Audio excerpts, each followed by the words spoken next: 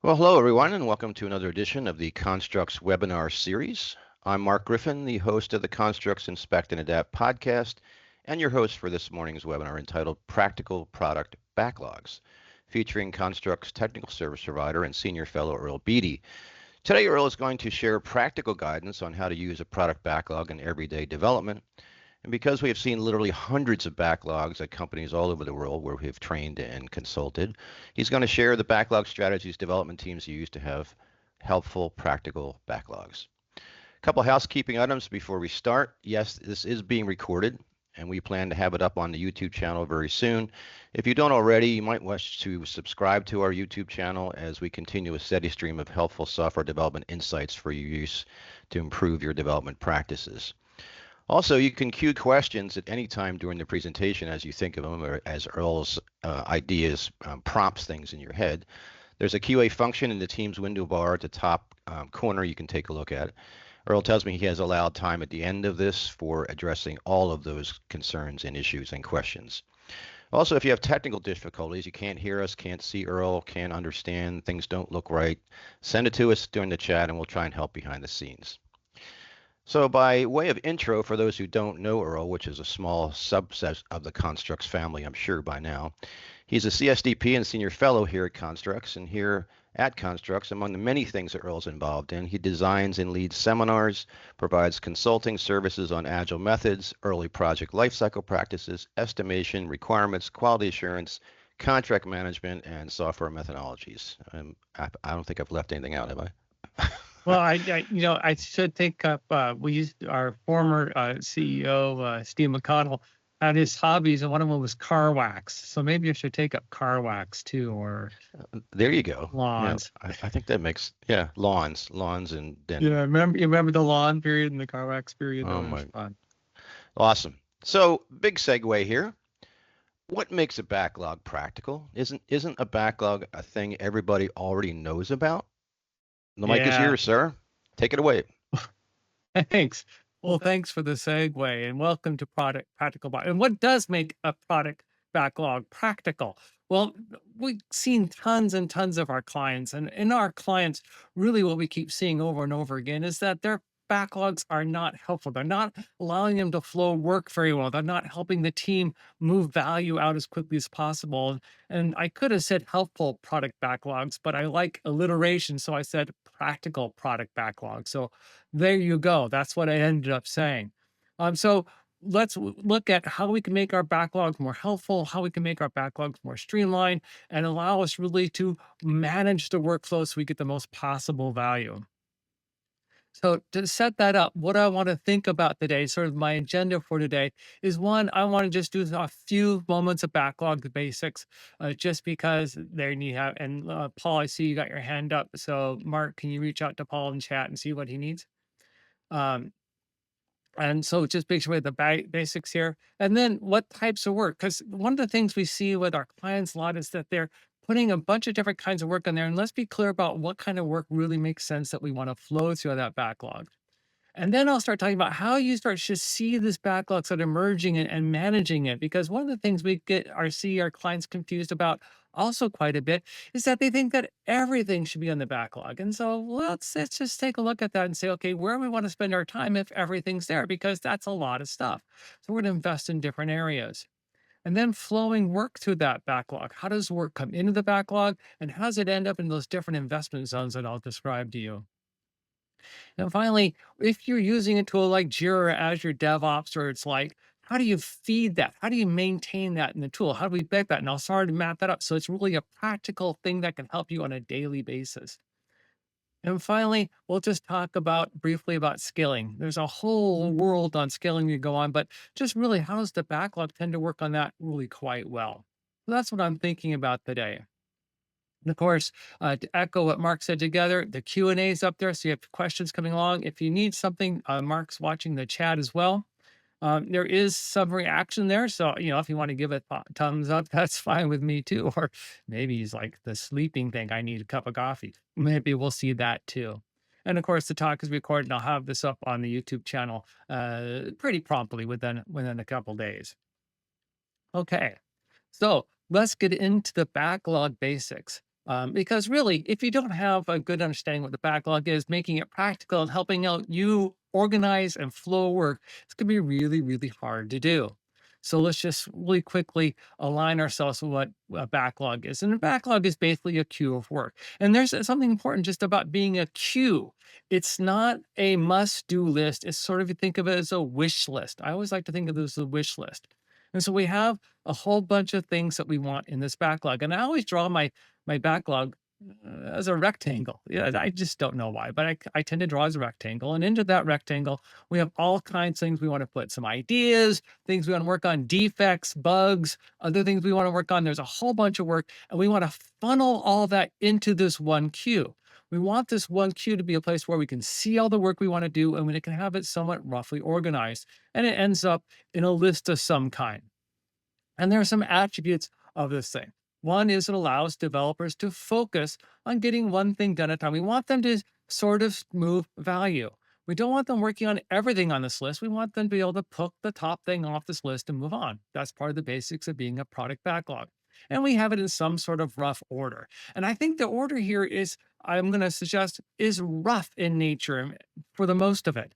There are only going to be a few that we're going to really strongly prioritize. Now, if you want to do some future looking, maybe you'll prioritize a little bit more, but really it's a rough order in some way.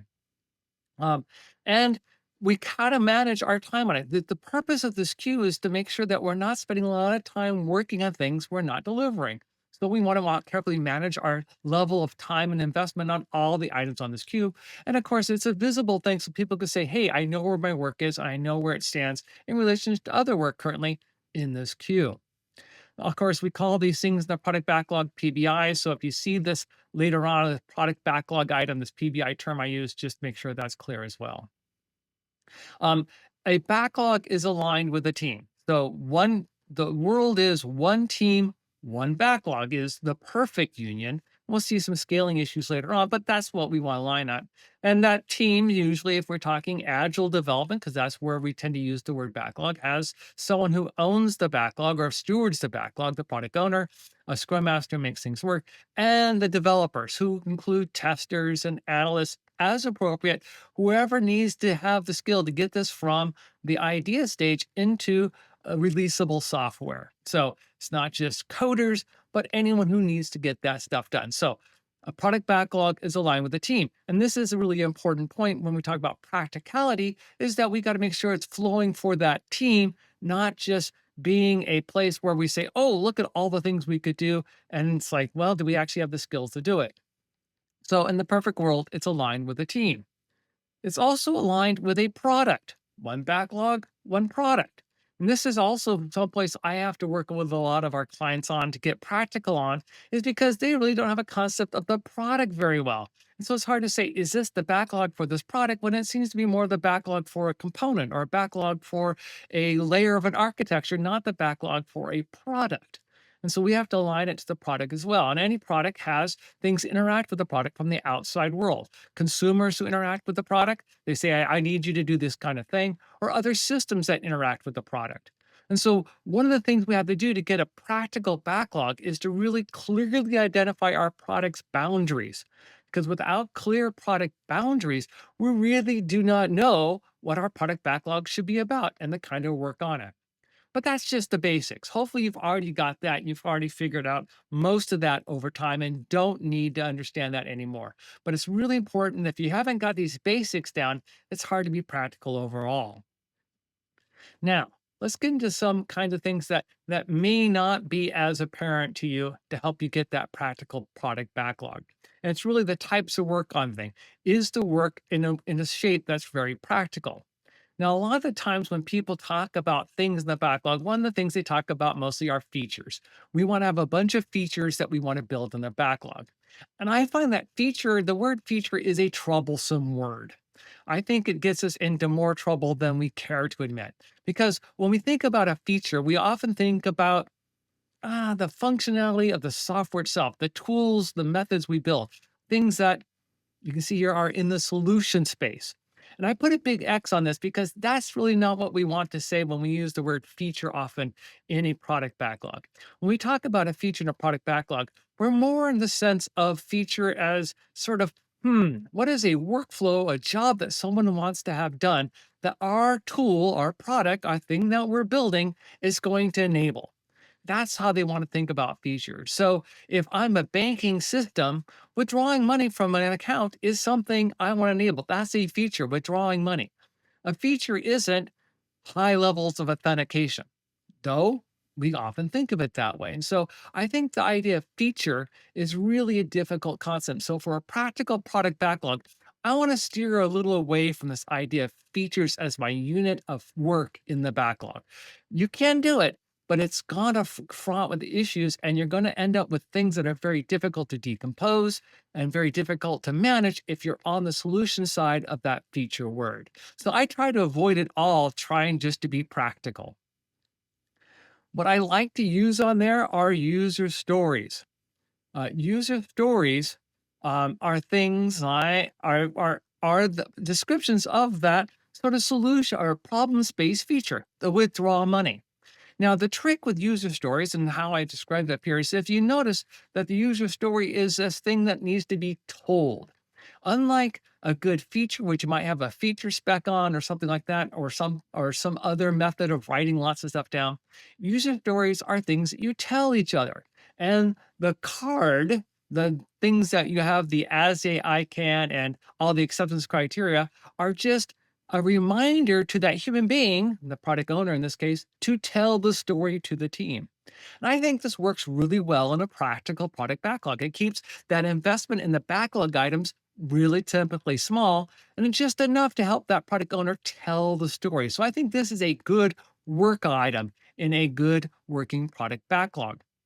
And what's nice about user stories is my thing that I could put a lot of things in these user stories because most of the time, the story, part of the story already exists. We could withdraw money for years. We've been withdrawing money for hundreds of years from different kinds of banking kinds of things.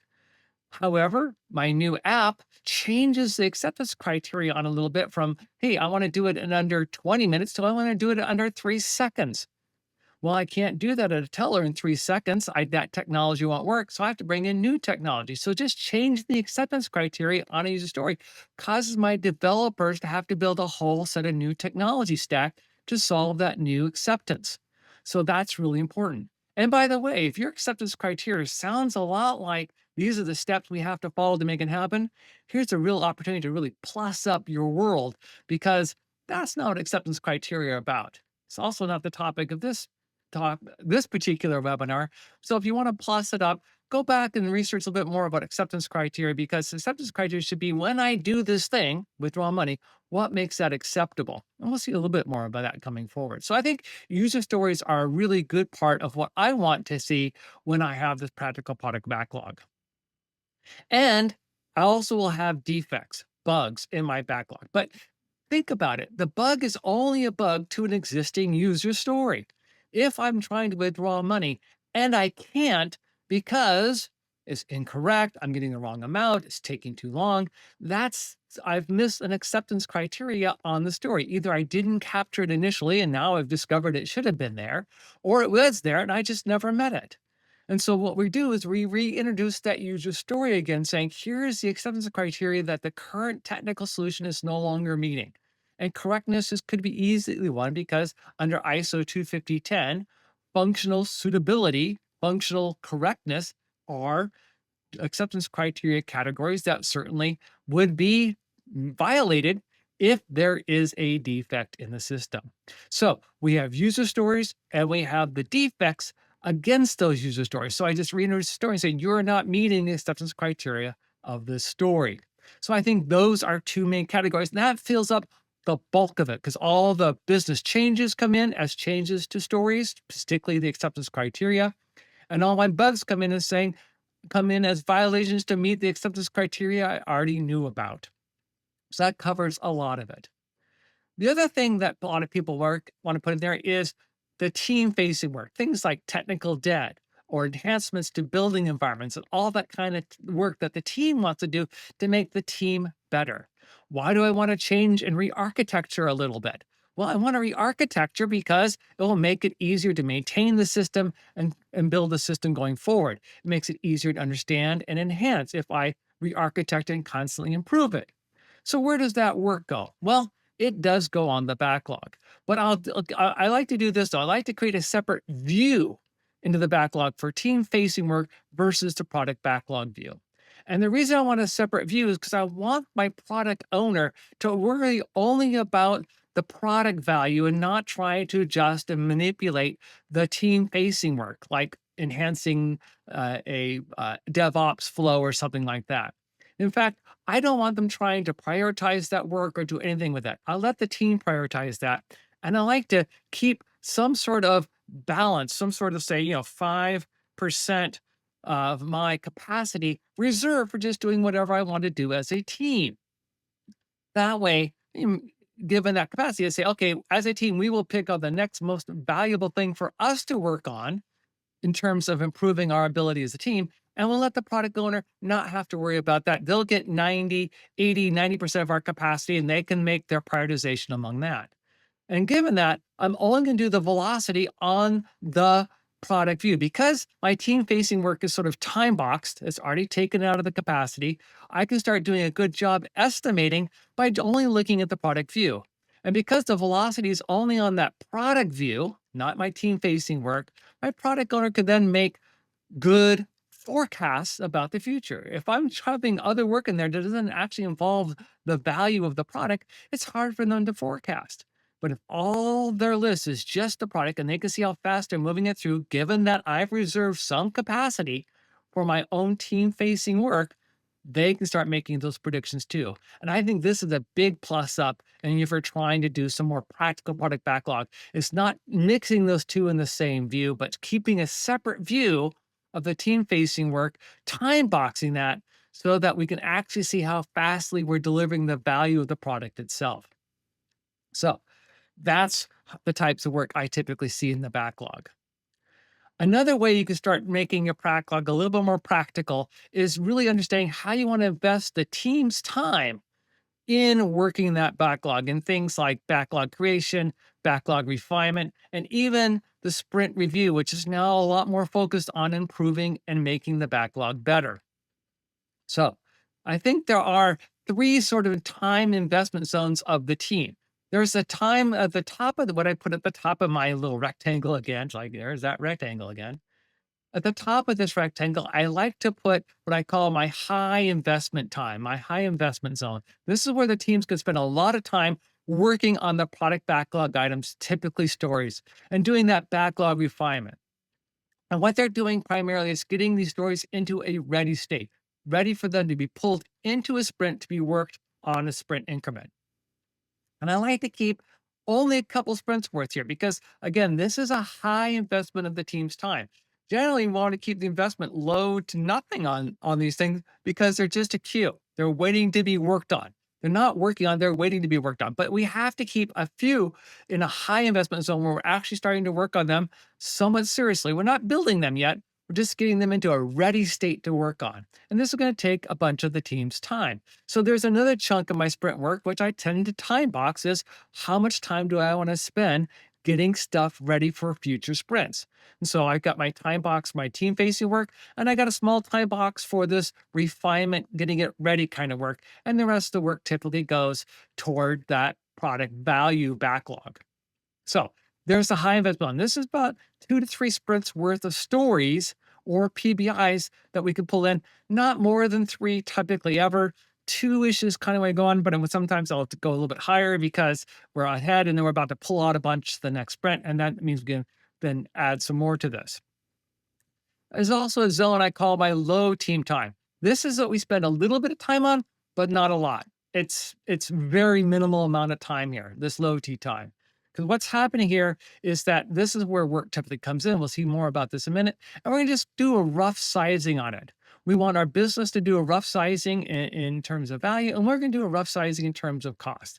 This is going to help the product owner decide what to do with these stories. We need enough information to make this work.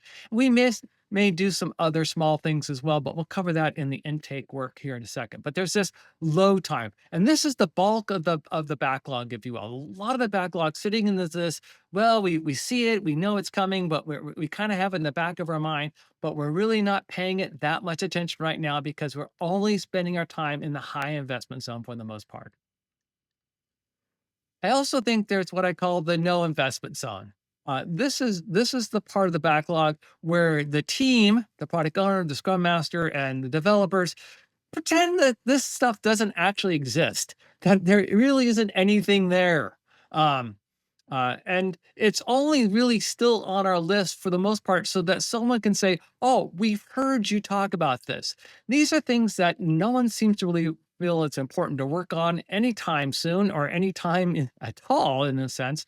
It may be a bug that someone reported once, but no one's been able to replicate it and it's never popped up again. And so it's like, well, okay, we heard you, we've got it. But no, we're not paying any attention to whatsoever. We don't see it on the radar for the next 6, 10, 12 months worth of work. And so we're just going to pretend like it's not there. So there's going to be things on a practical backlog that we know exist, but we aren't actually going to be working. And so it just goes down to the no investment zone. Advance. Right? So how does work flow through those 3 zones, right? Because you want to make sure that in a good working, helpful backlog, that work is constantly flowing through this backlog. It's not a static, here's it all at the beginning and we're done, but work flows through it. Well, we want to intake our work in the low zone. So what happens in this intake of work? Well, really kind of 3 things I think need to be happening here. One is that the business should be estimating the value in a t-shirt size, small, medium, large, extra large, however they want to do it, depending on how they want to define value. The developing team, the Scrum team, and often is going to estimate the cost also in a t-shirt size. And then you can start building a matrix. And we're not going to go into the matrix here much, but the idea is that if something has large value and small cost, that's something we should work on pretty soon. And the same thing, if something has small value and large cost, let's see if we can get that into the no zone, right? Because it's a lot of cost, but it's not going to deliver much value at all. So that rough t-shirt sizing allows us to start saying, what should we do with this? Where should it start heading? Should it start going toward the top or should it start sort of sinking toward the bottom? And the other thing we want to do is sort of understand what are our acceptance criteria here that are going to be the ones that really stand out, that says these are the reason we're bringing this story in for the first time or bringing this story back in because something's changed about the acceptance criteria. What was acceptable before is no longer acceptable, or what we thought was acceptable is not being met because we have a defect or a bug against it. So here's where we wanted to bring that back in and start saying, okay, here's what we think the value is, and all the way, here's where the acceptance criteria is that we're going to be measuring that by to say, when we solve this, did we do it in an acceptable way?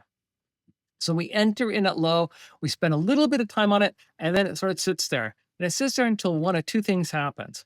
One, we decide to move it up. The product owner says, okay, I've seen the ROI on this. It's time for us to move it up into the high investment zone where we're going to be doing the work of getting this into the ready state.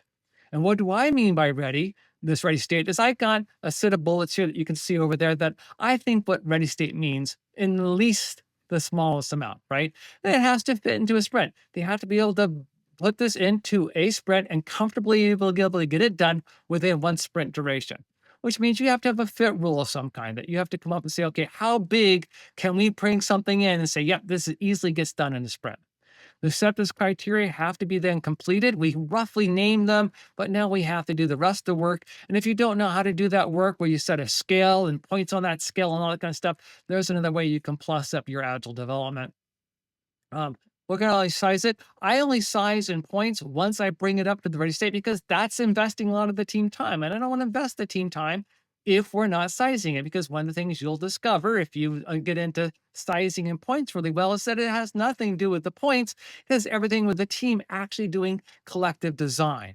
And so that's what I want to spend my time on, not spend that time on everything that may flow to the bottom. And any kind of dependencies, technical dependencies, skill dependencies, all those kinds of dependencies have to be resolved in the ready state, in my opinion. because that doesn't make my backlog impractical if I try to keep pushing things in that I have dependencies that I can't resolve during the sprint. So I have to deal with those dependencies, either get them totally eliminated or get commitments so that during the sprint they will be addressed and I can actually deliver the story. And that means that the overall team has to have pretty good confidence in it. That's what I have to do is I raise them up to high. I have to meet those bullet points so it says, yes, we can pull that into a sprint. And that's why this is a high investment zone. But I'm only going to be picking a few at a time because I'm only going to keep that 2 to 3 weeks in there at a time. Or the other thing that's going to happen is it's going to drop down to the no investment zone. And the no investment zone are things that's like, well, they came in and no one's arguing for it. Higher priorities keep showing up. We don't seem to have the interest to actually doing it. The ROI looks awful on this. That is, it's a tiny amount of value with a huge amount of cost. So it's just going to drop down in the no investment zone. And what we're going to do with that is that we're just not going to invest any time on this, and maybe even periodically archive it off. Why carry it around if after 8 months no one's ever mentioned it? Let's just put it into an archive, stop showing it all in the view.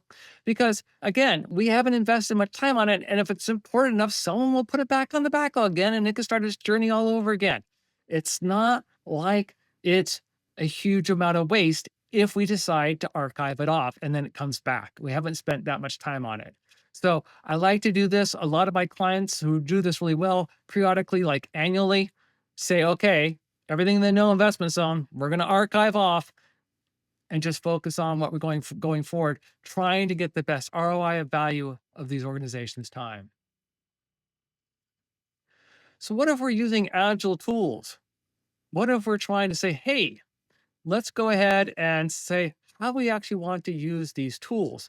Now, this is kind of tricksy because we have some constraints on our tool on these things. And the kind of constraints that we typically see is that these tools were often made for a different purpose. They were made for organizing hierarchical coding programs or defect tracking, something like that. They weren't really often designed with the whole model in mind. In fact, software development, I've seen multiple attempts to come up with perfect tools that ought to help automate and track automate, and they can, because what we have in the world is a many-to-many relationship, and all these are trying to implement some sort of parent-child decomposition, that there is a top-level object that decomposes into lower-level objects that decompose, that each of those objects they can decompose into lower-level objects, and so on and so on. So there's parent-child. And whatever is true about the parent gets inherited by the children. There's an inheritance, sort of defined inheritance in this, that they're all sort of levels. And most of the tools, the ones I've investigated, the Azure DevOps and Jira, tend to have about 4 levels built in. Now, you can customize this and try to do a bit more, but generally they have about 4 levels built in of the default thing. And so you've got to start saying, okay, since I have these objects, how do they fit into these 4 levels of tools? And how do I want to best use these 4 levels?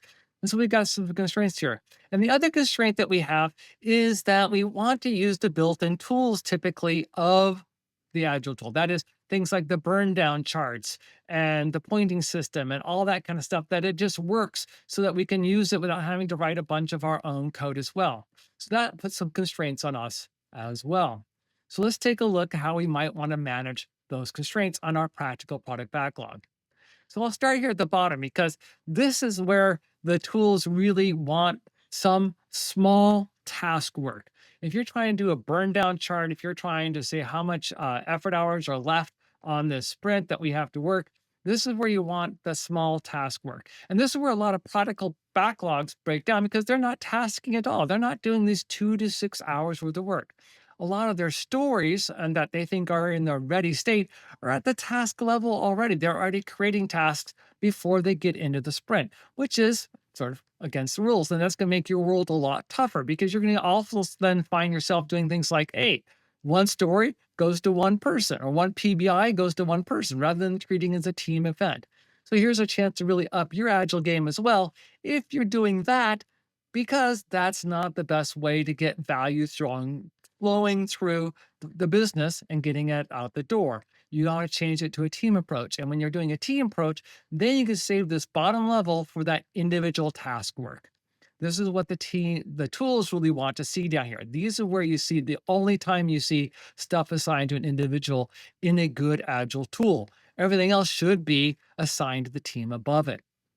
Well, this is the level down here, which you would fill out during sprint planning. You would fill out and say, okay, here's our task plan for the sprint. We put it into the tool so we can do all the tracking. You wouldn't build this ahead of time in the backlog. So in a sense, it's really not part of the backlog. It's not something we'd ever see in a backlog view report. What we would see is the one level above that. These are the PBIs that finally got decomposed to a small enough size that they met that fit rule and that they were sized in points. These are the ones that are ready to pull into a sprint. Now, these two levels here are what makes the reports in the Agile tools work so well.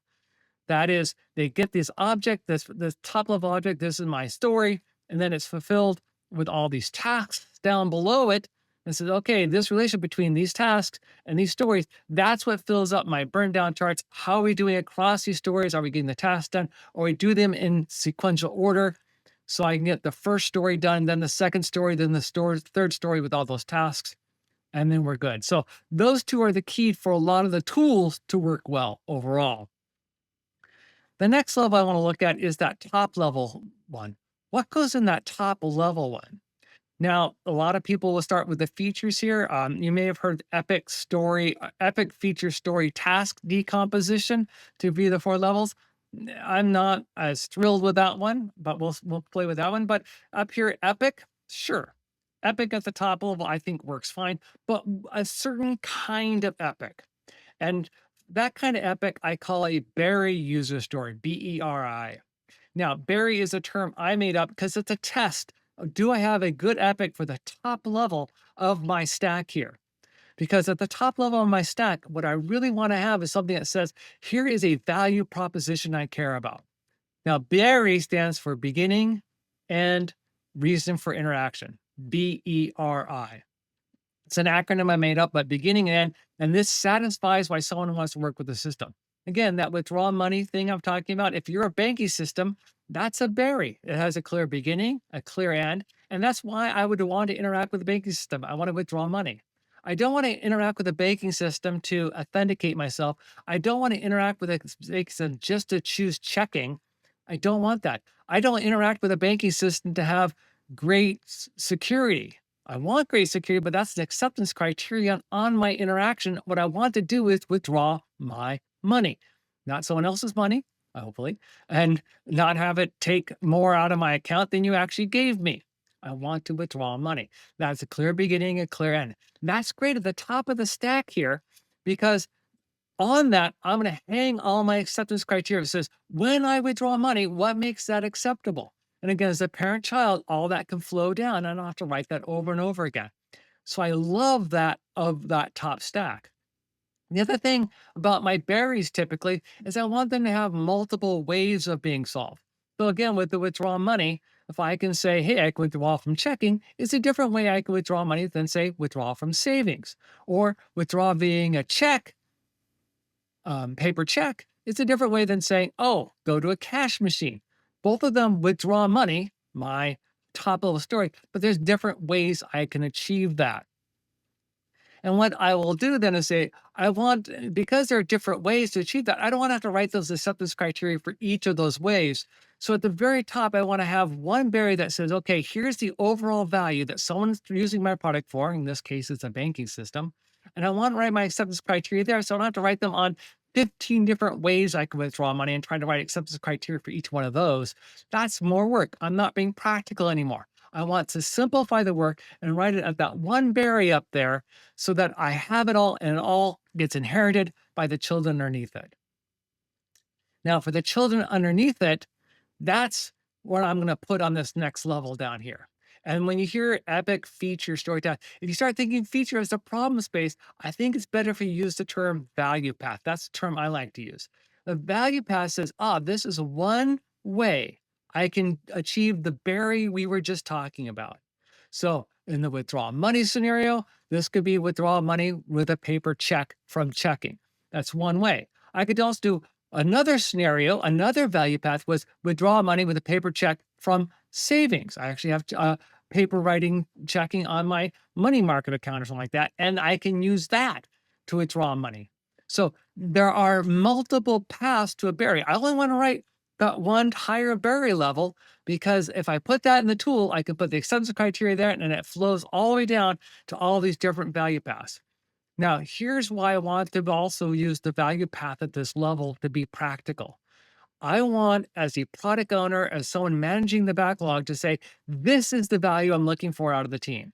I'm not looking for technical features. I'm not looking for capabilities. I'm not looking for the database to be enhanced.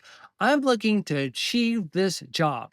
This is that feature in the problem sense, something that someone can do that I can say, yes, that's why I want to interact with the system. So I can then so that's what I want. I want to deliver value. And this, at this level right here, is the value definition. Because when I went down to that one step down to fit, I might have to add going small in that. That I might have the story that says, oh, as a banking customer, I can authenticate because that's all that can fit into the sprint. But there's no value in there. I haven't really met the value proposition. I want somewhere to capture that value proposition, and that's it. The value path. One way. Build this first, then we'll build another path, then another path, then another path. That way I'm constantly moving value through the system because each one of these paths realizes the berry's value path, the berry value proposition up above it. Now, there may be value paths I never want to build. They may sink down into the no investment zone because their ROI is so poor.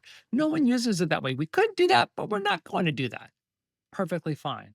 But I want to capture my value path to this level and start saying, okay, that's what I want to track as a product owner, saying, did you deliver something of value? If there has to be decomposed smaller than that to fit into the team, I still want to keep my eye on it because if they haven't met this yet, I haven't got the value I wanted.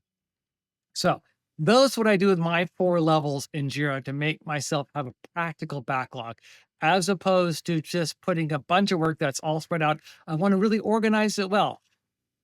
Now, it can be difficult because I might have multiple levels of organization. To get to that berry to value path, yeah, that's usually one step. But from value path to step, I may have 3 or 4 levels of decomposition in there before I get down to that next level. And this is where I really want to encourage people to think about your agile tools, your Jiras, your Azure DevOps as repositories. Repositories is where I put things that I want to store for later use, that I don't want to actually take on right away. I want to remember, and I want to be the authoritative spot of truth. That's what my repository is for. I want it to be things that are stable and known. I separate that out from my working space. My working space is the area where I want to do that work of decomposition. I want to experiment with things.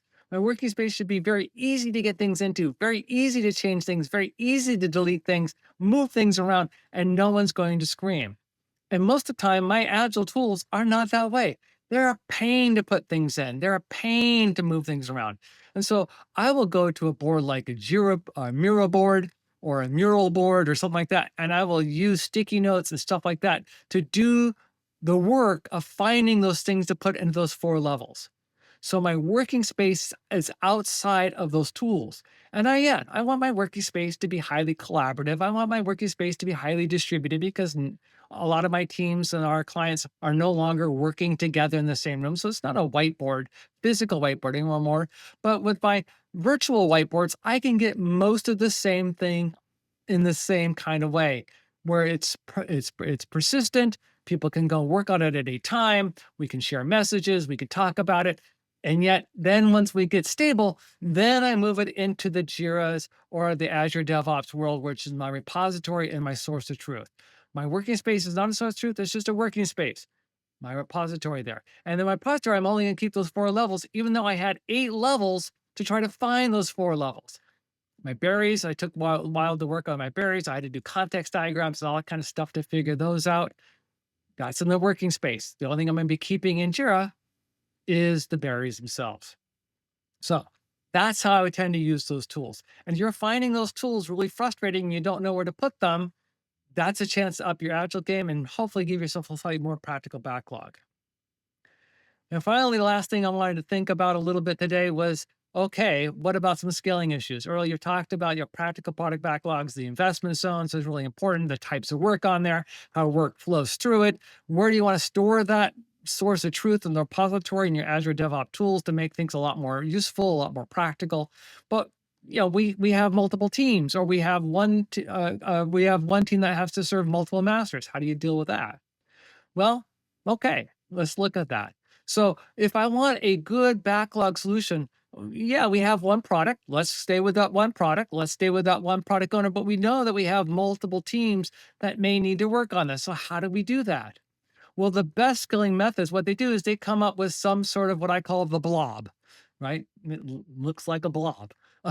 The blob it's really an allocation event of some kind. And Save calls it the big room planning, and Nexus calls it the Nexus team meeting or something like that. But what they do is they say, hey, I have still a product with a backlog, and somehow I'm going to allocate that out to the team. Now, we can go into long discussion. I don't have time for that today. That's not the point of how you allocate it. But the point I want to make here is that there's one backlog. Almost all our best scaling methods say we want to still keep the idea of one backlog.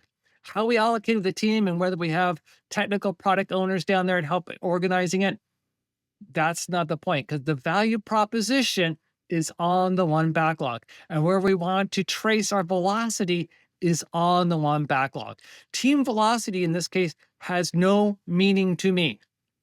Doesn't care. What I care about is those value propositions, those value paths that I talked about, that I put on my product backlog as my main unit, saying, are you delivering value to me? I'm tracing you in value paths. It's going to be on that one backlog. And I'm going to do my velocity there, not on the individual team level, because I really don't care about that. In fact, from a consumer standpoint, whether you have 2 teams, 25 teams, or 1 team is immaterial to me. I want value off my backlog. Those are my value propositions. So too much work, we're going to have to find an allocation scheme of some kind, but we're still going to keep the single backlog as our primary focus. And I might need some sort of still chief decision maker over that backlog. What about too little work? I've had a few clients who one team, but multiple different products need that team. Either because the products are very small, they've gone out over years, and there's just tiny bits of maintenance, so they're not going to have a dedicated team just that one product. So they've added to another product's team. So what do you do there? Well, you still see I've got this big rectangle, but inside that big rectangle, I have some sort of virtual smaller rectangles, right? Some multiple little backlogs within the one backlog. And this is the way you solve that problem. You give each product its own tiny backlog within a larger team backlog. And each product could have a product owner, the same product owner might cover a couple of these things. But within their lane, they still have their high investment zone, their low investment zone, and their no investment zone. What they have is a percentage of the team's capacity. Let's say that product owner 1 here gets 30% of their capacity, and product owner 2 here gets 20% of the capacity, and another product owner gets another 10% of their capacity, that kind of thing. And when I say capacity, I'm looking over a quarterly period, so that sort of evens out that way. And they, within their lane, they get to choose what the team works on within their lane. They don't get to choose across the lanes, they can choose within their lane. And sometimes it's good to have an outside authority, a chief product owner, a VP of some kind, to say, okay, I am the ultimate decision of that allocation scheme on a quarter by quarter or half year basis kind of thing. And so what you still have is you have those individual backlogs that by product, and it's still by team, just that they're all queued up with a bigger work and they have a smaller slice. And then they can start calculating, because if they know that their capacity is roughly 20% or 50%, they can still watch how quickly are we burning up work on our backlog. They can learn their own velocity. They can make their own predictions, and they can make their own case to the business that increasing or decreasing their capacity is a better trade-off for the business than what the current situation is. So that's a great add as well to make your backlogs a bit more practical. All right. So what wrapping this kind of up a little bit here, I think that you could sort of sum up to have a practical product backlog, you have to change it from a technical focus to a value focus. This is what makes it practical, because you can move through, you can organize, you can prioritize, you can do the work so much easier with a value focused backlog than a technical focused backlog. Because if you keep that strong focus on consumer facing stuff, you can make decisions easier. And then you can start saying, here's how we're building. And we can still see that near term, that low value stuff, because it's all about building out value, not the technical things we're building. If you have a strong technical focus, like, I have stories about my database, I have stories about my presentation, I have stories about my transport, I have stories, all technical layers, technical features, then you're going to find that it's going to be really, really hard to manage and run that backlog well. All right, Mark, I think I've come to the point where I'm willing to take questions here. Hopefully I got someone to wake up a little bit and go, what the hell is he talking about? I think you've stunned people, Earl. Way to go. Very, very good. Very interesting. I do have one that came in. First of all, I said this high-low no investment zone thing is a really interesting idea. But this question is on thrashing. How do you keep the no investment zone from being a periodic boomerang, meaning, in out, based on some certain strong voiced shareholder who wants to really push the thing back into the yes or no bucket rather than the no bucket? Yeah, so this is sort of one of the things I think are really handy about the no investment zone is that first of all, you can keep it there and saying, we heard you, right? That strong person says, we came in, we dropped it to no, we got it, it's right there. We still have it, right? And you don't have to say no. It's like, we've got it. We are working things in the business's priority order. Yours has not reached that status yet. If you want to go argue with the business and try to sell it, we're happy to work on it whenever. It's not our call in a sense. We're trying to do the best ROI possible for the business. If we archive it off and it boomerangs back in again, this is where I think it's beautiful, because I haven't invested much time in it. It shows up again. It's like, well, we spend another 5 minutes on it, moving on, right? And it sits there and it drops off another 6-8 months later and it boomerangs back in. We've never invested a lot of time in it. That's the beauty of the no investment zone. So I don't mind if it boomerangs back that often, because I don't spend a lot of time on it. And I do keep it around. If it is boomerang a couple times, I may never archive it, just so I can say, yeah, we heard you, still sitting there. We'll put top men on it. Yeah, we'll put top men on it. Top men. So Mike has a question. What are your suggestions for doing the decomposition for highly complex headless products? Most of the features inside these products feel like technical debt. There typically are not many user stories. How about that one? Technical debts, I think that's a good concept to think about here. So there's two parts to that answer. One for technical debt, and one it feels like one is not now, Steph. No, okay, I saw that chat. So when you get this work with its headless, there's still a user, and I actually like the word consumer. Someone is taking the work you're doing. I was working with a team that was just writing a code library that was used by other companies in their products, in their code. So they were building a library. There was no human interaction in anything that they were building. It was a library that was called by other parts of other companies' codes. But that other code is a consumer. It would make a call and you had to respond back.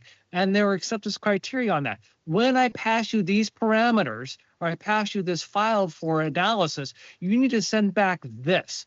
And it has to happen in this much time, with this level of correctness, with this level of understanding.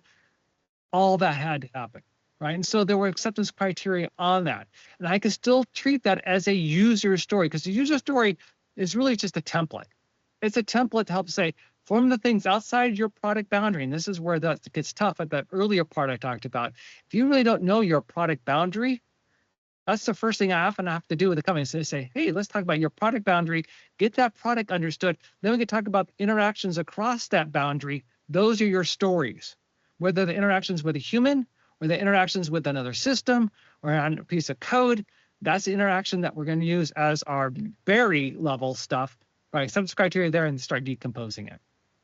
For technical debt, that's work I tend not to put the story format because it's usually things like, oh, I want to improve the structure of these 3 classes and reorganize them. Something that we did that we realized we shouldn't have done, or we chose to do because it was quicker, or as time changed, it was a good idea then, but it's not a good idea anymore. We want to make our code easier to work on. This is where I say we're going to take just 10%, 5%, 7% of the team's capacity to say, it's off limits to the product owner. It's just us as a team. And we'll just queue up work we want to do. And we'll just fill that up each sprint and continue to constantly improve our place of work. And that's part of our job as a professional team, is to keep our tools sharp, keep our instruments working. And so that's just the thing we have to do. So for that technical debt stuff, truly technical debt in terms of these are things we want to make our lives better at. So it's easier for us to be developing stuff. That's why I have that separate queue of work. And we just put work on there as we see it and just write it up and move it on. And we don't have to fit it. It doesn't have to fit the ready run because it's not about the value. It's not about calculating velocity. We can start one and run it for 3 sprints and finally finish it and start the next thing on our list that we want to work on. It's fine. Okay.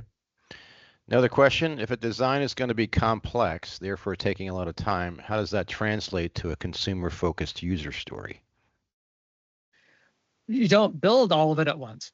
I think that's the trick. I was working with a client who had a complex design that was a medical device. And one of the features, the technical features, was was going to take 11 months. That's a long time. And so we I went through and we started saying, okay, let's look at this from a value perspective, from a user value perspective. And we found one value path. And this one value path had the need for that feature. But we said, how much of that feature would it take for you to execute this one value path? And they said, oh, we could probably write just enough of our feature in 3 weeks to support that one value path. Yes, the overall design, when you're finished, is hugely complex. But how much do you need to build to support a single value path is much, much smaller. So that's what we do. We don't build entire features. We build partial features. And so as you have a practical product backlog, what you see is the product as the design is that all the features sort of start being present, but only partially. There's lots of stubbing. There's lots of call out. And then the engineers often say to me, well, Earl, if I write stubs here, if I put in dummy data, I have to spend extra work later on pulling that out. And I go, yes, we're not here trying to make you efficient. We're trying to deliver value as quickly as possible.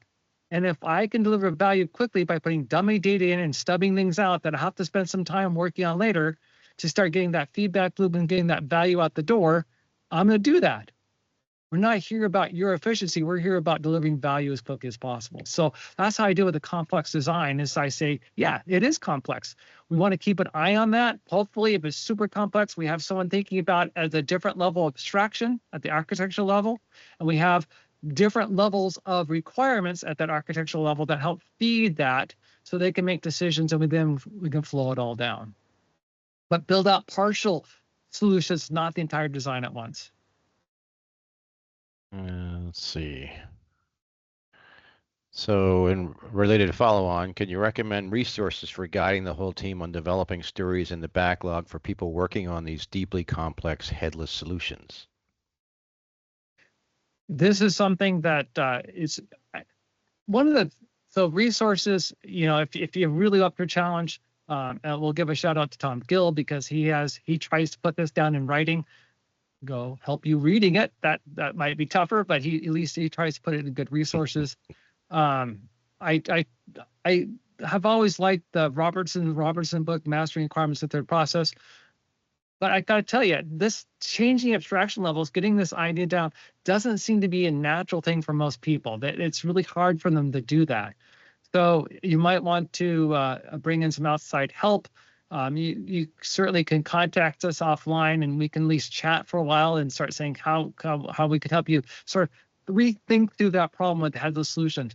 But it really starts out what I did with this company in India. I just did another company. I'm working on totally almost no human beings interacting with it. Is that we had to start with a context diagram. just really clarifying what is the boundary of what we are building versus the things that are calling and interacting with what we're building on that headless. So getting that boundary clearly defined and what crossing that boundary in terms of messages, in terms of calls and responses, what's crossing that boundary, that's where we're going to figure it out. Okay, good job. Michael asks, I'm a product owner and work with an engineering manager who strongly wants to estimate and assign story points to a team-facing work. His intent is to make the work visible in the product sprint backlog and justify ROI against product-facing work. Thoughts on this? What a lot of work, right? What a lot of extra effort for almost no practical gain whatsoever. He'll be far better off if he just says our tax is 7%, 10% of the capacity of the team. So if I have a team of 5, we're doing 2-week sprints. So 5 times 40 is 80 hours. No, 5 times 40 is 200 hours. We have 200 hours that we're going to spend on team-based theoretical, hours that we're going to spend on team-facing work. Maybe take that down. We're only productive 6, so 6 times 5, 30 hours a week that we're going to spending 60 hours overall. That's it. We spend it. Too bad. Live with it. Right, and just work down their list without trying to put points and all that kind of stuff. You're just creating havoc. You either have to do this work, it's important work, and that's why you set your time box, or if you're trying to fight for it and justify it and make it visible, it's like, okay, you've got other issues in your organization that you need to deal with first, I think. Okay, a couple of Jira related questions. How do you write Jira tickets well enough that development builds the right thing? And then where do you put the acceptance criteria in Jira? Yeah, those are really good questions. One of the things that you have to understand, particularly with Jira, is that when you're adopting the Agile format, you've gotten the story card content. Back when we used to have physical cards. And to remember, I sort of mentioned this is the purpose of that is not to be the communication vehicle. That is, I don't write stories in Jira and then just opens it up and reads them and starts building the right thing. They're there to remind the product owner to tell the story. They're a reminder thing and a work queuing ticket so I can organize it and place it in a timeline somewhere, but it's not the actual communication thing. So you cannot, and I think I'm pretty comfortable saying this, you cannot write enough in those tickets to actually communicate the work. It's missing one third of the important part. I think the 3 parts to any good requirement. There's the context, the function, and the acceptance criteria. Yeah, you can get the function, you can get some of the critical acceptance criteria into Jira, but you can't get them all because there's that parent hierarchy, and you can't get the context at all. And so you really need to tell that story. And that's the other part, is that they only have typically this one text box that says acceptance criteria in the second part of your question here. There's only this one text box that says acceptance criteria, and that is just woefully inadequate to do a really good job. So you're going to have something on the outside to help you remind you of that parent-child hierarchy, but you can put the text in there, but there's other tools you might want to investigate. Tom Gilb with his son Kai have a reasonably good tool that they have for tracking those kind of acceptance criteria. They'll call them quality or value characteristics, but yeah, similar kind of thing. Okay, cool. I got one more here. What strategies do you have for helping the team focus on the consumer-facing value instead of the technical team-facing value in backlog prioritization? Well, we often focus that a lot in our training and consulting. It's again, the simplest way is start with that context diagram. When you got the context diagram and looking into interactions, those actor interactions for things that cross the boundary, wherever you say, here's what we've been asked to build. That's what forms value. This is what we're building. These are things that are going to use what we're building to get their world done, or we use them to get our world done. What crosses that boundary, that's how we start getting them on the value focus. When they start talking about, oh, here's how we're going to build it, I say, okay, that's nifty, but why? What's on the outside that's trying to use this to get, and what are they trying to do when that happens? And so that's how I try to get them to start turning that corner a little bit. But again, it's not easy, because one of the things I tell my requirements classes all the time is that we as humans are think in terms of solving problems. That's just the way we're built, and not the way we think we're hired. We're here to solve problems. So we keep looking at solution. It's going to take a new mindset and a way you just start thinking, oh, yeah, that's the solution. What problem is it actually solving? And so we go through exercise after exercise, try to help people start thinking in terms of problems. All right, good thoughts. I want to double back on the question before this. Simon mentioned in the comment section for story acceptance criteria, we use Confluence and a template to communicate the story, and the Jira links to the Confluence page. So that's kind of good to go. Yeah, that might work. And I mean, got if one you're last. writing good acceptance criteria, as long as they're not steps of workflow, Exactly. but actually Exactly. being acceptable. Yeah. We're at the top of the hour. I got one more question, and then Okay. we'll wrap from there. Vanessa writes, coming from a long legacy of waterfall development, we seem to struggle decomposing big, hairy ideas into slices of value-delivering functionality because we keep on breaking it down into the technical implementation steps. Yeah. Any recommendations or resources to help shift the perspective? Good question. Right. So we're a resource. Yeah. Right. We got to go the cheap sales thing here. That wasn't me, by the way.